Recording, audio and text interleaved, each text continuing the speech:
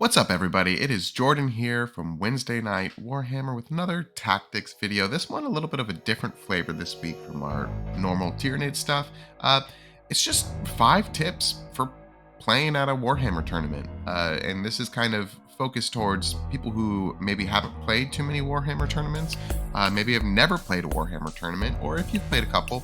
But you're just wanting some ideas in order to make your tournament experience just a better time. I don't think these tips are going to make anyone automatically win GTs or anything like that. I don't know, maybe. Let me know in the comments. But this is more of just the things that I like to do when I'm going to a tournament to help prepare myself and make that tournament experience as enjoyable as possible.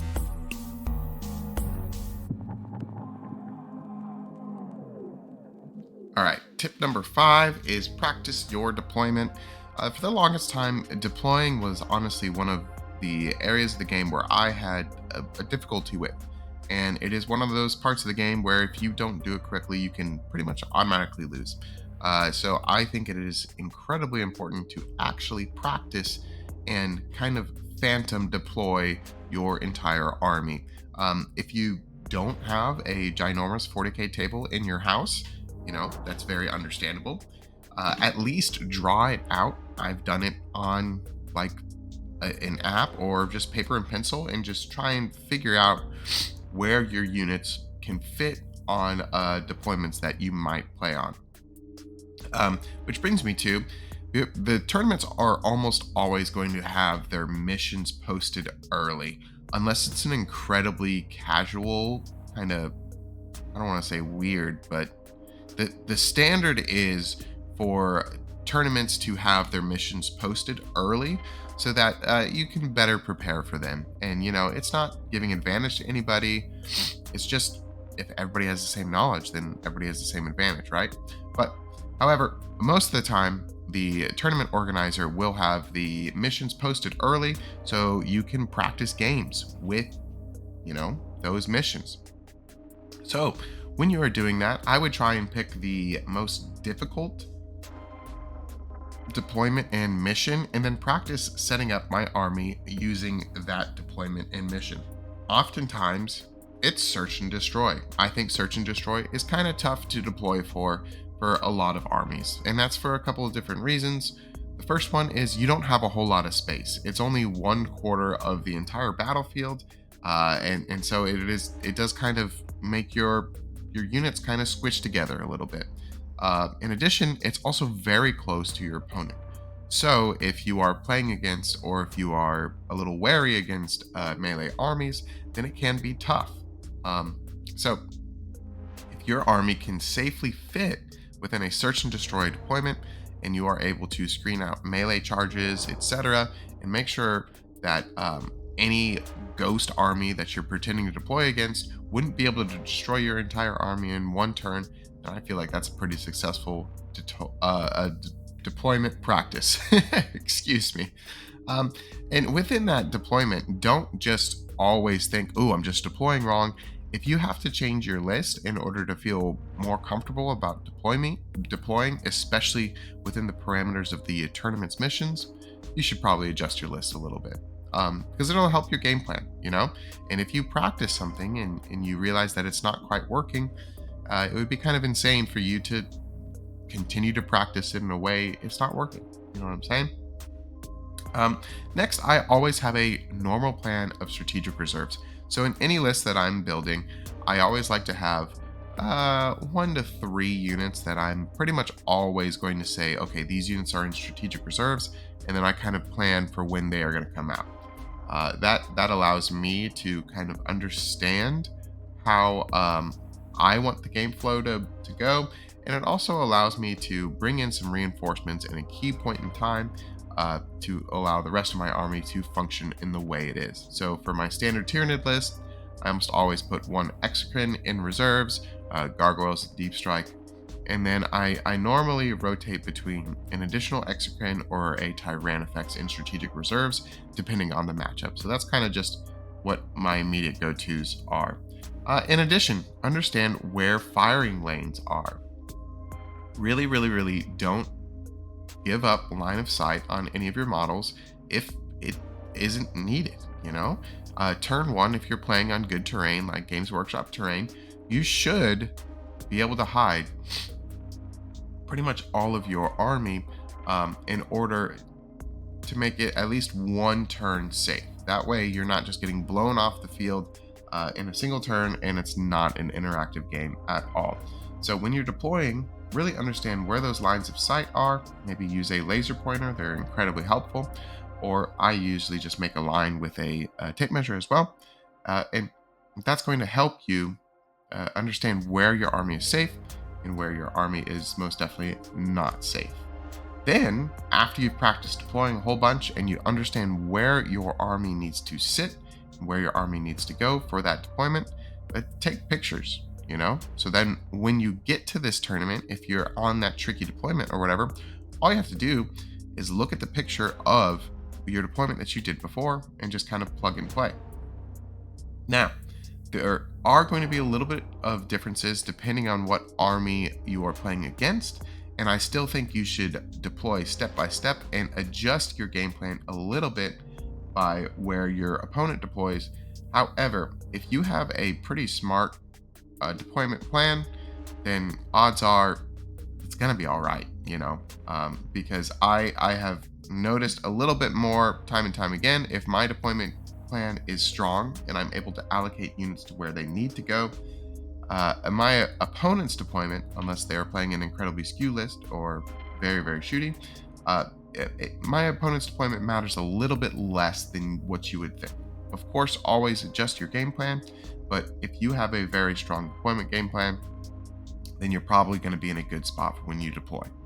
Last, but absolutely certainly not least, if you think about this, if you are able to practice deployment and it's kind of second nature for when you are playing, it gives you one less thing to worry about in the moment.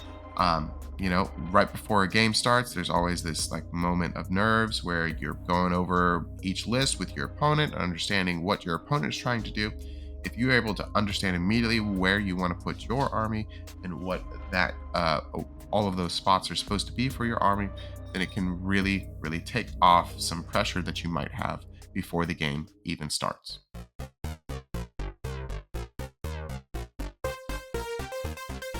Tip number 4 is planning out your admin space. This is kind of like the space that is on the side of the table or even off the table that you are kind of organizing all of your materials to play the game, and it's not on the table itself. It gets pretty cluttered, you know? You have dice, you have all of these tokens, you have tape measures, you maybe have some, you know, deep strike measuring or whatever, and it gets very cluttered. If you're not able to kind of organize and plan out where all of those things fit and make sure they all fit in a way that is beneficial to your game plan, it can be a little bit of a stress during the game. So if you go to a Warhammer tournament, you might have seen a lot of people with these very big tool carts. The first time I saw them, I thought it was kind of funny. Because there's these really big tool carts that everybody's pushing around in order to play Warhammer, which, you know, but after I got mine, and I actually have bought a second one at this point, after I've gotten mine, it's very useful because it has 3 layers. The one that I have on screen, that's the Olympia one. You can get it on Amazon. It's incredibly useful. You have 3 multiple different layers, and you can set up your army in one of them and then your other things. Let me talk about how I normally set up my army. What I normally do is I set up my army after it's unpacked from my box as well. I set up on the top part of the cart so that everything's displayed nicely for my opponent so they understand what they are playing against, what they're getting into. And then I have my secondary most important things on the second layer. That's going to be my dice tray, it's going to be my dice bag, and any immediate tools that I will need to play the game. Then, as I am deploying, I will move those primary tools from the second layer up to the top layer so they are most prevalent, so that, you know, I can access them easier once my entire army is deployed. In addition, I also play with a tablet to use the battle top tactics. I think that's what it's called. My cat's going crazy a little bit. But I usually have my tablet out, and I either put that on the cart as well to show my opponent at all times what the score is, or if there's space on the table, just so it's clearly displayed for both of us. That's just kind of a personal preference, but I like to have the score displayed just very obviously for both my opponent and I in the middle of the game. Oh my gosh, my cat is going crazy right now. Sorry about that. Okay. In addition, have a system for removing dead models and pick them up as soon as they die. This is going to avoid any confusion about what is dead and what is not dead, what's in strategic reserves, what is not coming back. So what I like to do, if my miniature case is nearby, as soon as something dies, I'm going to go ahead and put it kind of close back to where it belongs inside the case, so that it's just out of line of sight, and it's out of the game. This is going to allow for the board state to be a little bit more clear. And then in addition, especially if you're going to a tournament where the times between rounds are very short, your stuff is already packed up. So you can just very quickly go to your next round. Well, that is if you're tabled, But if you make a conscious decision to pack up your stuff as the game is going on, then you don't have to do it after the game. And it's way easier,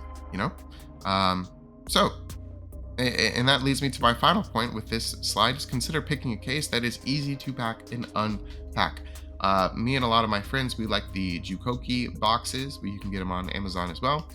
I promise I'm not being sponsored by Amazon. They're just available with a bunch of good stuff. Those cases are very cool because they have like almost baking trays that you can slide in and out. And it allows for you to take the tray out, put your models on it, and then slide it back in. So you don't have to worry about packing foam or whatever in the moment. I think those cases are good as well, but definitely for a easy convenience, something like this Jukoki box that allows drawers to come in and out is something that I would recommend for the day of a tournament.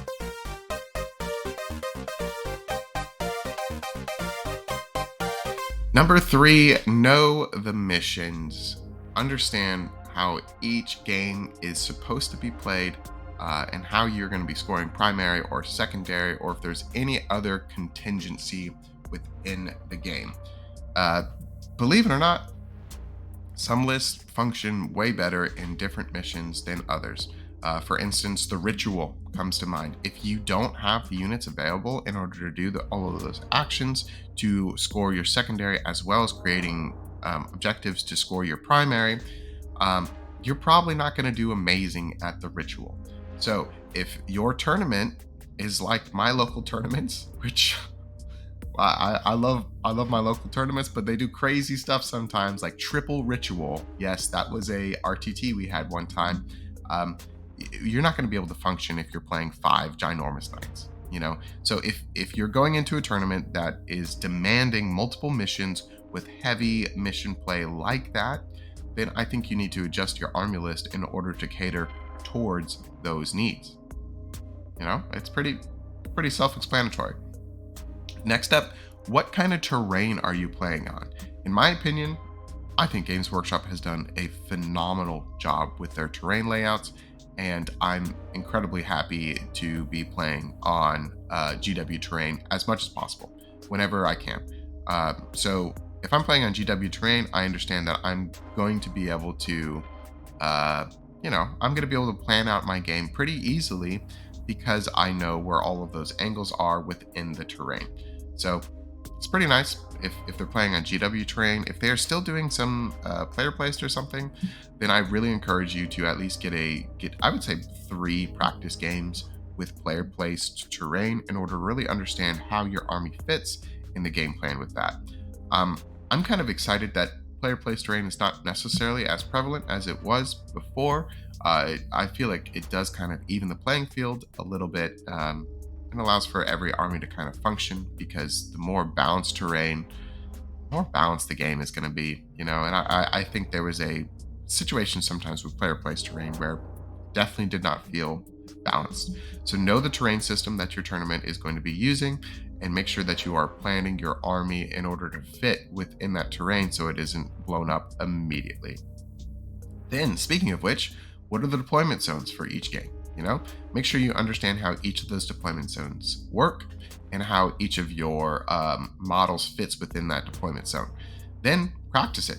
And, to learn more about why you should practice your deployment zone, I think just, rewind about 10 minutes and listen to me talk about that again. But those three things: what's the primary, what terrain system are we using, and what deployment zones are we using for each of those games. If you're able to understand those three things and make sure that your army functions in a good way for that, I think you'll be in a good start for this condition. And then last, does your list perform well for the missions, terrain, and deployment that have been selected? Of course, kind of just wrapping everything up. Uh, if you need to make any adjustments to cater to any of those needs, I think that's great, and I think that proves that you are testing. As long as it's not a very quick, crazy, change, I think it is always good to make small adjustments in order to make sure that your game plan is going well.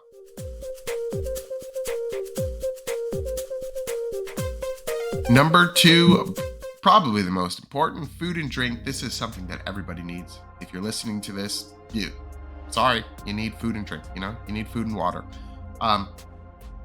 So talking about how you're going to feed yourself, how you're going to hydrate yourself, and kind of planning that out. I know this might sound very simple and, like duh, but that is also essential as well.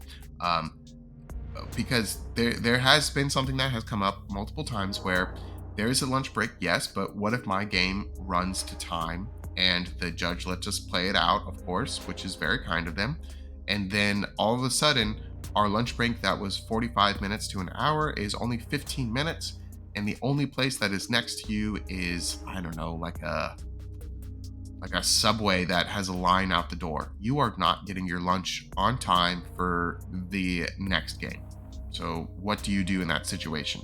Well, you're real sad, I bet, because at least for me at an RTT, after my first game, I'm going to be hungry because I'm really thinking hard the entire time, and I'm moving around actually quite a bit and more than you would think. And that's going to burn a lot of calories, and it's going to make me hungry, even if I have done a good breakfast. So what I do is I always pack food with me. And even if I get a little hungry during the game, just don't be hungry. Just munch during the game a little bit, Of course, be courteous to your opponent. But if your body is telling you that you're hungry, odds are you're not going to be functioning mentally at the best part, and it might deter from your game as well as giving the best game possible to your opponent. So when I go to a tournament, especially large ones, I normally pack 2 granola bars, and yes, I make pre-made PBJs, beforehand and pack them. And the granola bars are very easy to just eat during the game, and the PBJ is kind of like an emergency case where if my game goes forever and I'm not able to go get lunch in between rounds and the round is about to start, I can eat a PBJ pretty quickly. I hate to brag, but those things go down pretty quick. So if I need to, I'll munch on that. In addition, if you're going with a buddy and your buddy's game is really, really, really late, and you didn't realize and you weren't able to get them food or whatever, and they're about to start the round, hand them your PBJ. If you are ready to go, but you see somebody else in the tournament hall has gone really, really long, is not able to, then at the very least, you are able to offer and provide food to somebody who probably really needs it right there. So I'm sure that would make their day, and it would make the tournament a little bit smoother for everybody. I kind of skipped over this, but I think it is always fun to plan to go with some friends. That's the best part about most tournaments, is talking about our games after, either if it's a dinner after the tournament or a lunch in between rounds. It's a very positive experience, and if you're still pretty new to the scene, try and see if anybody's going out for lunch and see if you can tag along and meet some new people, because when you go to Warhammer tournaments, everybody has an advantage at making new friends because immediately y'all like the same thing, So if you're able to do that, it just enhances the experience so much better. Hydrate. Your body needs water. Give it some water, A few sips in between round. Try and drink as much as you can to keep yourself going throughout the entire game. it just helps. You want to avoid the dehydration headaches because it's not fun. It's happened to me before. It's terrible. And then last but not least, maybe ibuprofen, especially in longer tournaments with GTs with 5 rounds. By day 2, my back is normally just sore. It is just so tough from bending over and picking up stuff, and just it can be tough, especially if the floor is really tough too, if it's very hard concrete floor. um just take a couple ibuprofen and help yourself be better prepared to be comfortable you know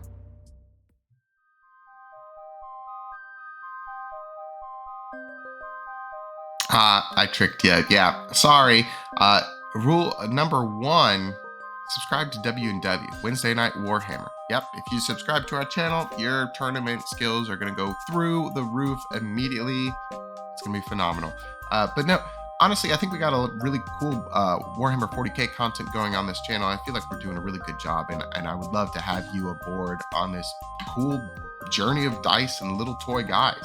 So a couple of things that we offer each week is I do a Tyranid list review show, where I just take Tyranid lists from the community that are submitted through our community tab on the channel, and I review them. Members get a little bit of a priority, but I always make sure to have an even split if you're not able to be a member at this time. And it really allows for the community to interact with me, and for us, and for me to interact with you guys as well, and to create some really cool Tyranid lists. So come join them. They're really fun. In addition, the namesake of our channel is Wednesday Night Warhammer. We have live streams every single Wednesday night. This Wednesday, I will be playing a list that actually the chat and I created. Our stipulation was only things with claws. So everything in this army list it only has claws. So check it out Wednesday. I'm not sure I'll win with it, but it'll definitely be fun if that's something that you are interested. It should be around 5:30 p.m. Eastern Standard Time. The giveaway. We're doing an Imperial Knights Battle Force holiday box, and we're going to give it away for free. If you want to get in on this super cool giveaway action, head into our Discord. There should be a link in the description if I've set it up correctly. Head into our Discord and go into the announcements tab and then enter that giveaway. If you're a member, or if you are a Patreon member, you will then have the opportunity to increase your odds at that giveaway. But regardless, we'd like to see somebody get a Imperial Knights box for free. So check it out. And then in addition, our yearly goal of 3,000 subscribers was reached. Thank you so much for all of your support. And also, holy guacamole, we also reached 4,000 subscribers in this year. Absolutely insane. We are incredibly grateful, and we are so happy that people are enjoying the stuff we are putting out. So thank you for watching, thank you for listening, and thanks for subscribing.